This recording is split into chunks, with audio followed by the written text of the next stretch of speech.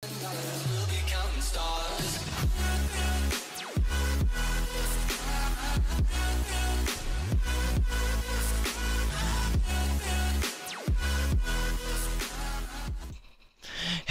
hello, hello! Mga kaibigan, mga kasubscribers natin dyan at sa mga manonood natin dyan, welcome sa aking channel, Luis Daniel Vlogs. At ngayon ay magre-reaction na naman tayo ng panibagong video at panibagong balita na syempre patungkol pa rin sa China at sa Pilipinas dahil sa tension na ito. At ayun nga, di ba kaninong yung nakaraan nating video, itong nauna, yung sa tungkol sa banggaan nila, ay yan nga, hindi natin alam na meron palang dalawang nasawi. My goodness, dalawang nasawi na Chekwa, na Chinese nga, dahil sa banggaan ng dalawang barko. At yung dalawang barko na yun ay sila din. Dahil nga sa sarili nilang kagagawan, kaya merong kalahi nila na binawian din ang buhay. So, ayan ang sinasabi kasi natin eh. Highs! Kaya dapat sa susunod talaga hindi ganang ka-agresibo kayo. Ayan ako, ayan. So, ayan ang nangyari sa inyo. At ito nga. Reaction na natin to mga kaibigan. Let's go!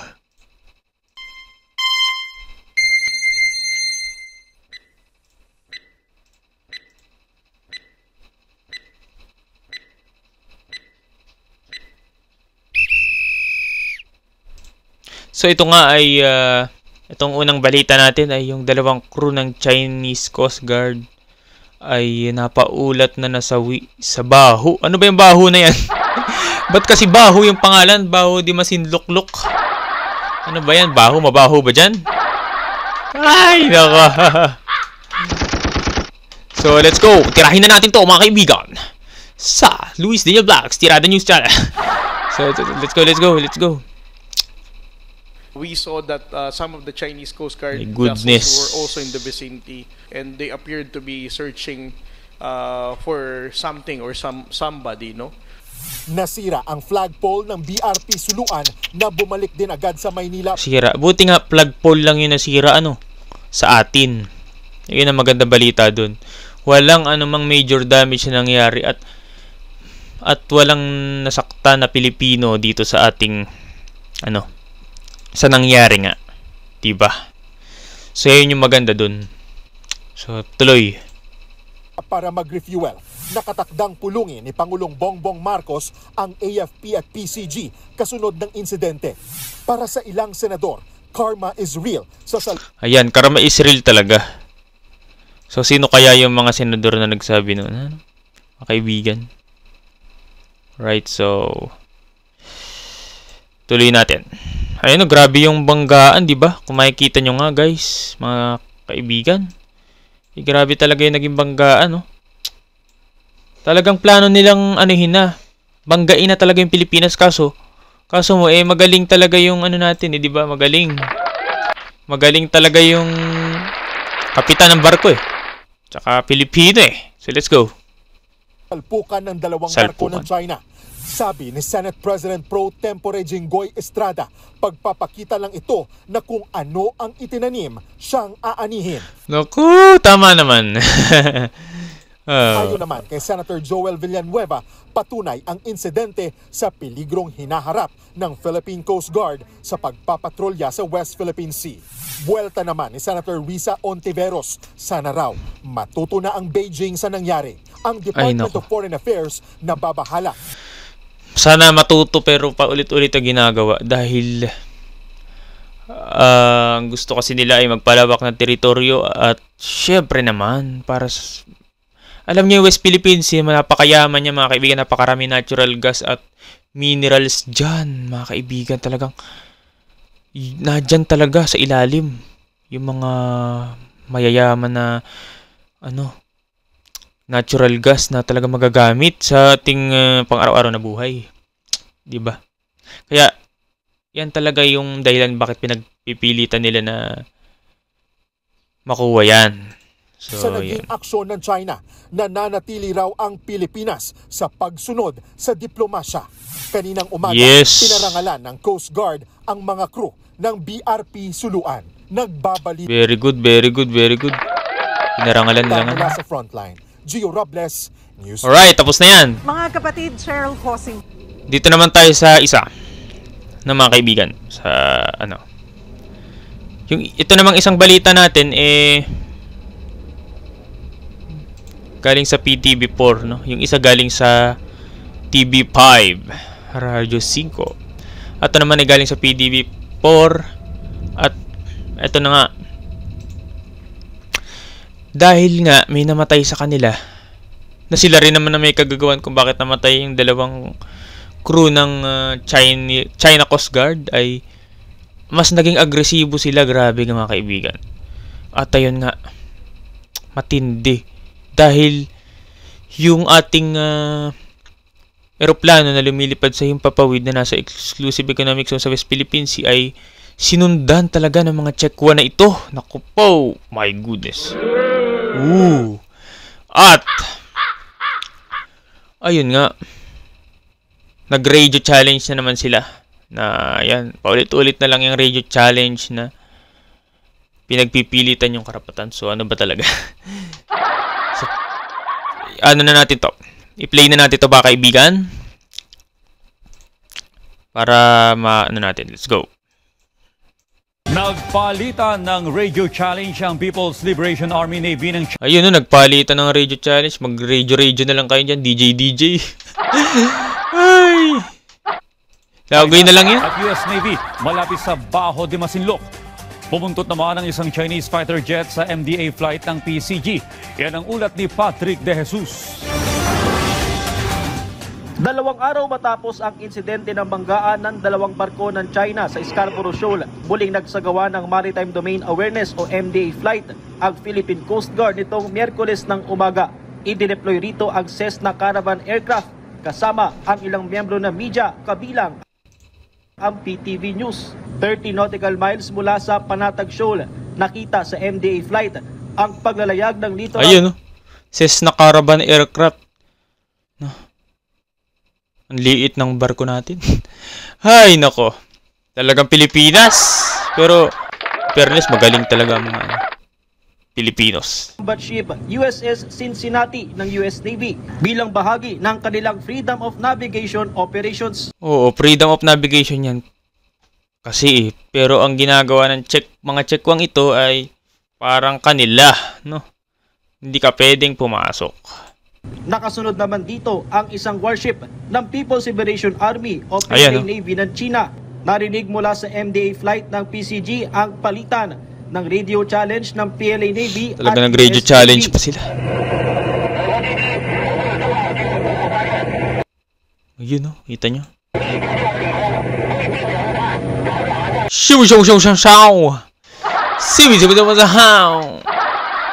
Paano maintindihan niya ng mga Pinoy? I-Chekwa yata yung salita sa radyo. Ay, so tuloy. Let's go.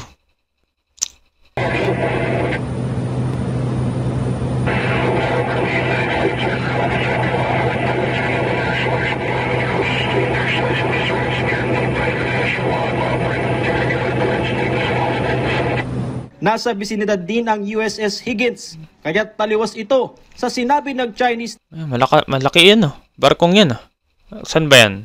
Sa US? Navy na napaalis nila ang naturang destroyer ng US Navy. Hay, sa US nga yung malaki, oh. Ayun. Ayan, sa US yan. Pagka talaga may presensya ng US sa West Philippine Sea, ay nako, ang mga Chinex ay yan. Medyo takot yan sila threaten. Dahil alam nyo naman, ako po. First ba naman sa powerful na bansa eh. At sila ay pangatlo ba? Pangatlo nga yata. Russia ang pangalawa eh. So let's go. Tuloy.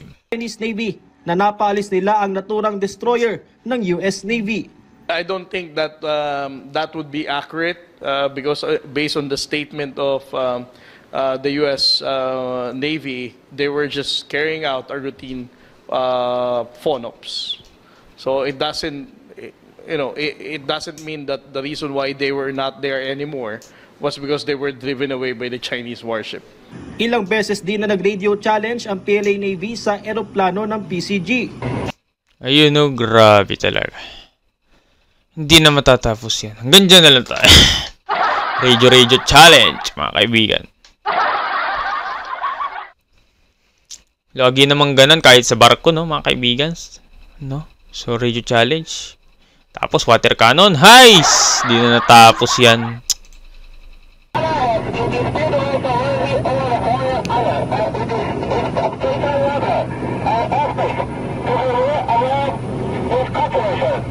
Tik na yan.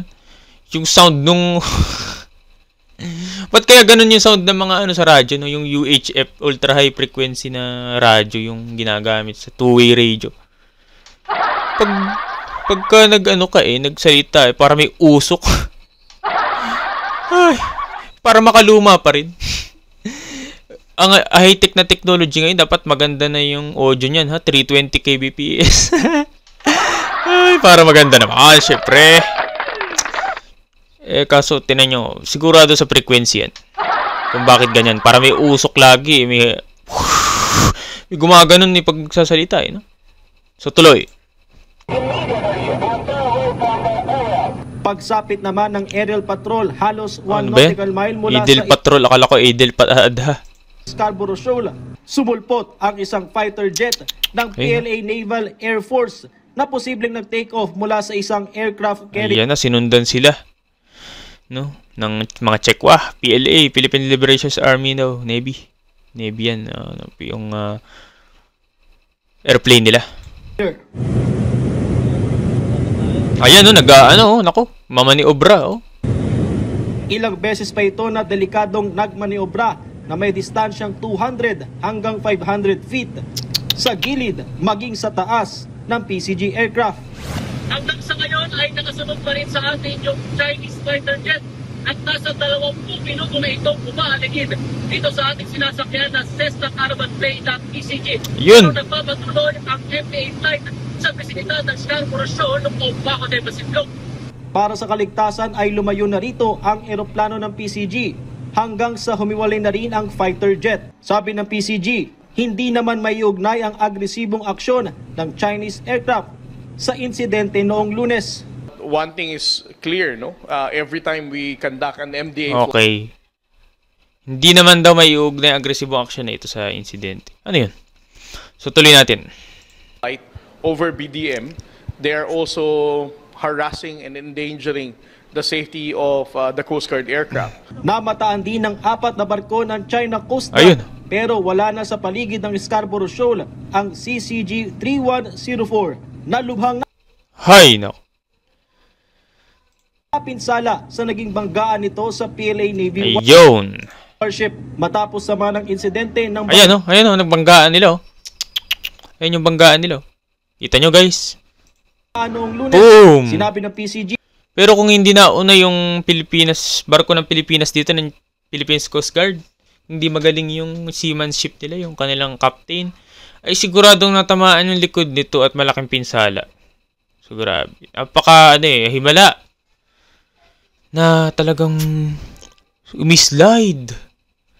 Inilihis talaga, mga kaibigan. So, talagang ginabayan talaga siya ang barko ng Pilipinas ni Lord. Napakagaling talaga. Uy. Amen!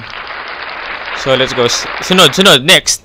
Navy warship matapos sama ng insidente ng banggaan noong Lunes. Sinabi ng PCG, walang magbabago sa kanilang paraan. Very good. Para igiit ang karapatan at soberanya ng Pilipinas sa West Philippine Sea dahil Ayan, kita nyo yung dagat na yan, ito, sa screen. Napakayaman yan, guys. Pagka hinukay nyo yan, napakadaming minerals dyan na gas. At talagang, kayang-kayang yan. Kayang-kaya So, yan, maganda. Kung may kagamitan nga lang tayo, kasi di ba? Wala na, pag-iwanan ng Pilipinas. Nice! Puro kasi rally doon, rally dito, kaya, ayan. na pag-iwanan ng Pilipinas sa mga bansa. Kung advanced na sana tayo, meron na tayong drillings. Pero meron naman talagang drillings tayo dyan eh. Pero yung talagang advanced na nag-ano dyan, kumukuha ng langis. At talagang, sigurado baka hindi na tayo umangkat ng ginagamit sa mga kalan. Diba? Alright, galing nun ha. Yung mga natural gas, butane, ganun, yung butane, cyclopentane, basta mga ganun, kung ano-ano. Ginagamit sa mga, sigurado may crudo din dyan. Crudo kaya yun. Alam ko, crudo sa ano yun ako ko eh. Middle East. No, yung mga desert. Pag hinukay mo, may lumalabas sa langis. Yun yata yun. So, tuloy. Sunod sila sa international law at pagpapanatili ng ganda, kaligtasan. ang ganda ng karagatan. Pagkita mo pa lang, mayaman na talaga yan sa yamang dagat.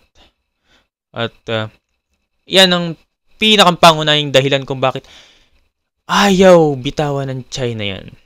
Dahil sa makukuha nilang yaman dagat. At yun talaga ang dahilan, mga kaibigan. Kasi kung tutingnan nyo sa mapa yan, napakalayo na sa China kumpara sa Pilipinas na. Mas malapit naman talaga ang Pilipinas. Pinagpipilitan nila yung kanilang nais na 10-dash line, 9-dash line, naging 11-dash line pa nga. Dahil nga yan sa yaman dagat. So, yun. So, let's go. Mapa dagat man o ere. This is a learning experience for the People's Republic of China. For so many years, we have been reminding them to stop dangerous maneuver, to stop risky blocking. Ayaw nyo ng ng peace eh. Peace tayo. Peace. Ay! Diba? To adhere to the collision regulation because there is a very high chance of miscalculation and this kind of collision incident would happen. Mula sa West Philippine Sea, Patrick De Jesus para Yun. sa Pambansang TV sa Bagong Right. Pilipinas.